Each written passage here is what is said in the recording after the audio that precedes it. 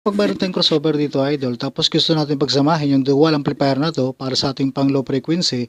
So ganito lang gagawin natin. So punta lang tayo dito sa likod ng ating crossover ano. So kukuha lang tayo dito ng output ng low output papunta rito sa una nating amplifier. So basta importante dito, yung isang amplifier natin mayroong line out. May line out na RCA, pwede din itong XLR na to. So itong connector natin, dual XLR female to dual male RCA. So output tayo dito ngayon sa ating low output ng channel 1 at saka channel 2. Papunta ito ngayon sa una nating amplifier na gagamitin pang low.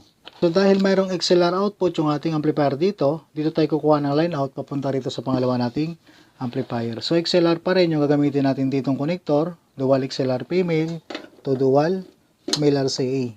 So output, kabilaan lang yan, papunta ito ngayon sa pangalawa nating input na amplifier. So yung dual amplifier natin, low frequency na yung signal na papasok dyan.